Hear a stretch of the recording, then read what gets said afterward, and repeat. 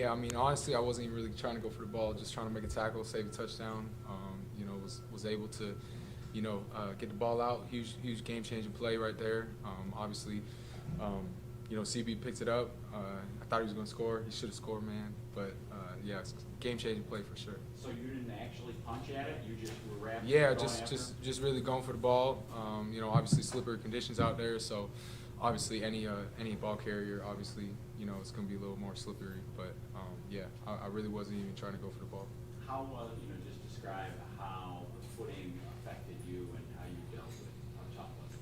Yeah, the first drive right there, I feel like we were kind of back at our heels and stuff. A lot of guys not really getting their footing and stuff, and so after that first drive, we held them to 3, had a red zone stop, came to the sidelines, and we started switching out to the 7 stud, the longer cleats. So I think that made a huge difference for the game. But yeah, I mean, getting your footing was tough. We kind of had to make adjustments the rest of the game, just making sure that we're our feet are under us. We're not taking too big of steps and breaking too much out of our center of gravity and stuff like that. So we were able to make adjustments throughout the game. Was it fun?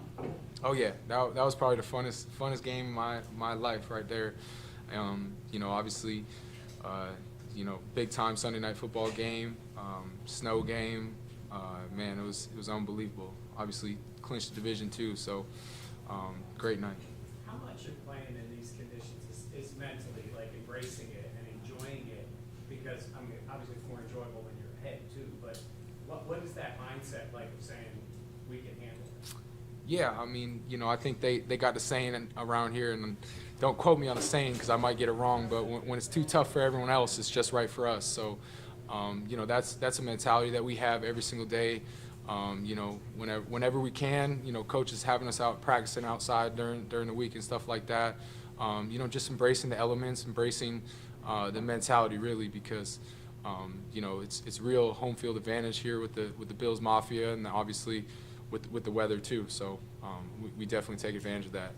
Any extra juice having Matt Milano back on the field? Oh yeah, man. I couldn't wait to get 58 out there, man. It was, I really have never played a game with him, because he went down early last year, and he really hasn't played since the London game, Jaguars last year. So, I was excited. Obviously, training camp, getting a lot of practices out there with him and stuff. But you could feel the whole juice and energy of the whole team, defense rallying around him. Obviously, team captain, and just getting his feet wet.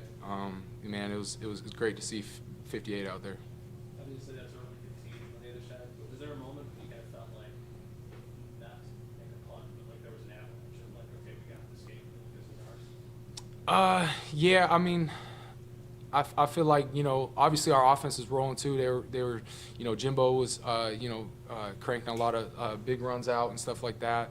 And as soon as we went up 21-3 at halftime, and then we got that turnover, coming out of halftime. I feel like that was a kind of huge shift in momentum. You made the play to clinch the division last year in Miami in the final game of the year, and now you guys do it a lot earlier.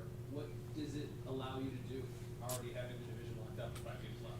Yeah, I mean, obviously it feels great. They did it. This is 5 straight division titles here in Buffalo. So, obviously that's amazing.